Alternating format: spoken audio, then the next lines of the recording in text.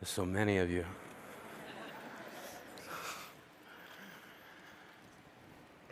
When I was a kid, I hid my heart under the bed because my mother said, if you're not careful, someday someone's gonna break it. Take it from me, under the bed is not a good hiding spot. I know because I've been shot down so many times, I get altitude sickness just from standing up for myself. But that's what we were told. Stand up for yourself. That's hard to do if you don't know who you are. We were expected to define ourselves at such an early age. And if we didn't do it, others did it for us. Geek, fatty, slut, fag. And at the same time we were being told what we were being asked, what do you want to be when you grow up? I always thought that was an unfair question. It presupposes that we can't be what we already are. We were kids. When I was a kid, I wanted to be a man. I wanted a registered retirement savings plan that would keep me in candy long enough to make old age sweet. When I was a kid, I wanted to shave. Now, not so much. When I was 8, I wanted to be a marine biologist. When I was 9, I saw the movie Jaws and thought to myself, no thank you. When I was 10, I was told that my parents left because they didn't want me. When I was 11, I wanted to be left alone. When I was 12, I wanted to die. When I was 13, I wanted to kill a kid.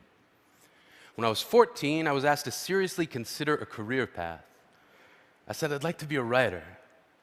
And they said, choose something realistic. So I said, professional wrestler. And they said, don't be stupid. See, they asked me what I wanted to be, then told me what not to be. And I wasn't the only one. We were being told that we somehow must become what we are not, sacrificing what we are to inherit the masquerade of what we will be. I was being told to accept the identity that others will give me. And I wonder what made my dreams so easy to dismiss. Granted, my dreams are shy because they're Canadian. My dreams are self-conscious and overly apologetic. They're standing alone at the high school dance, and they've never been kissed. See, my dreams got called names too. Silly, foolish, impossible. But I kept dreaming. I was going to be a wrestler. I had it all figured out. I was going to be the garbage man. My finishing move was going to be the trash compactor. My saying was going to be, I'm taking out the trash.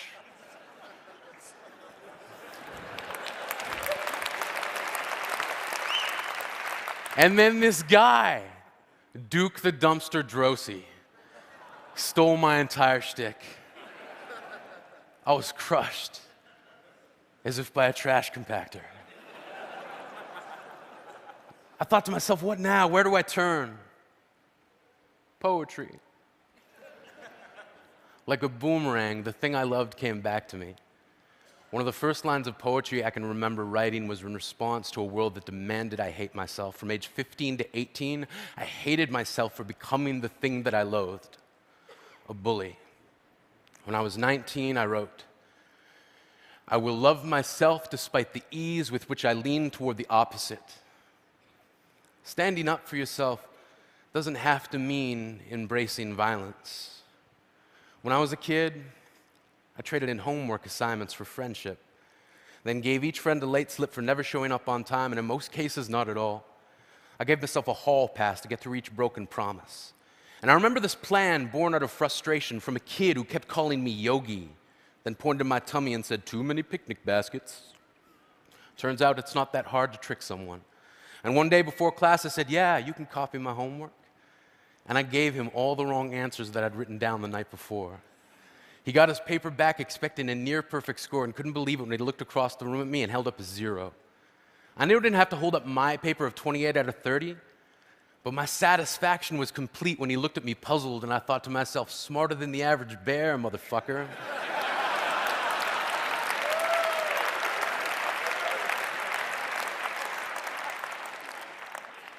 This is who I am. This is how I stand up for myself.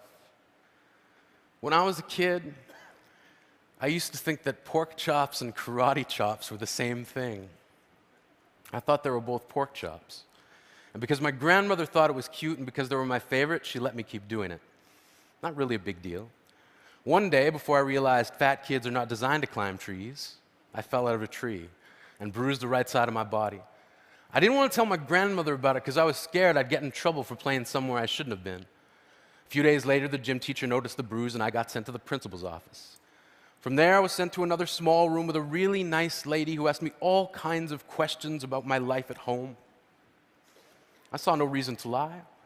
As far as I was concerned, life was pretty good. I told her whenever I'm sad, my grandmother gives me karate chops.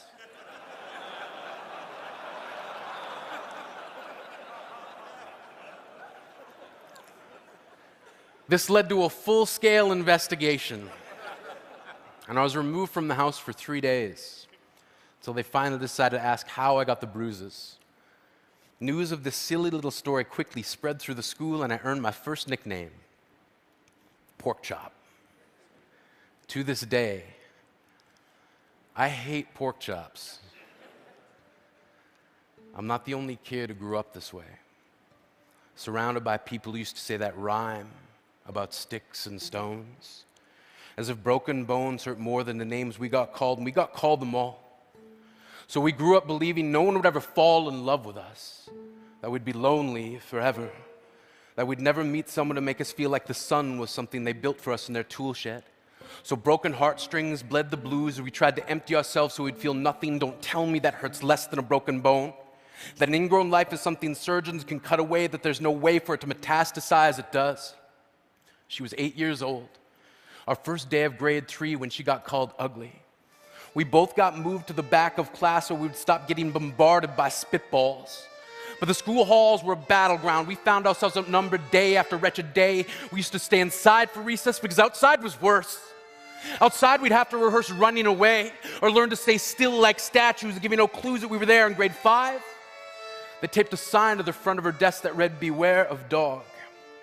To this day, despite a loving husband, she doesn't think she's beautiful because of a birthmark that takes up a little less than half her face.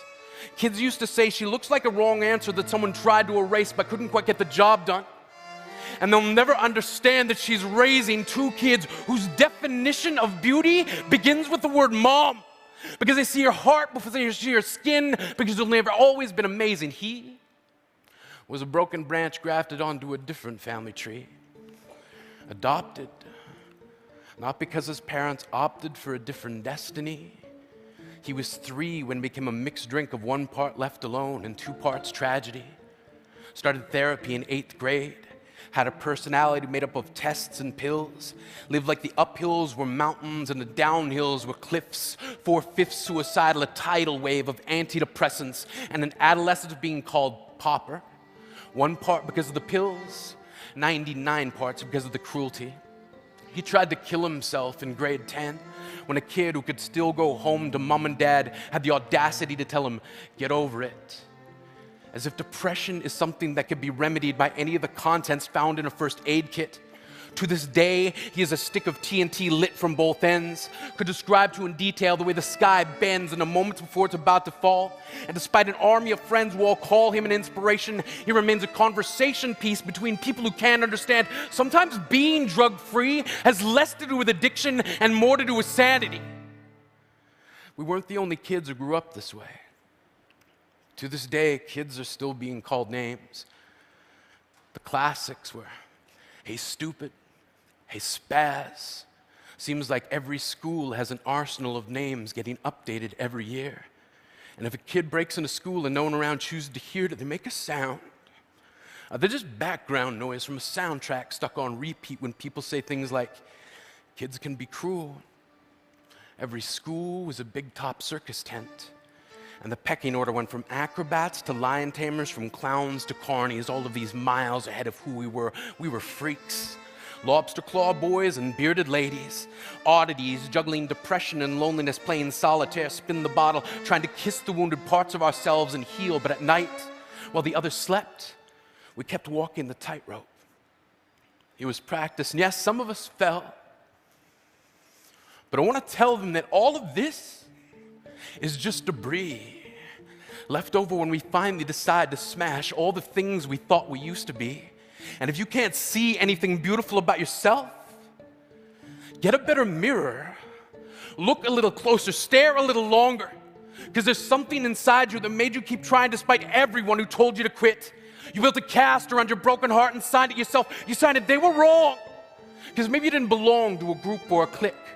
Maybe they decided to pick you last for basketball or everything. Maybe you used to bring bruises and broken teeth to show and tell but never told. Because how can you hold your ground if everyone around you wants to bury you beneath it? You have to believe that they were wrong. They have to be wrong. Why else would we still be here? We grew up learning to cheer on the underdog because we see ourselves in them. We stem from a root planted in the belief that we are not what we were called.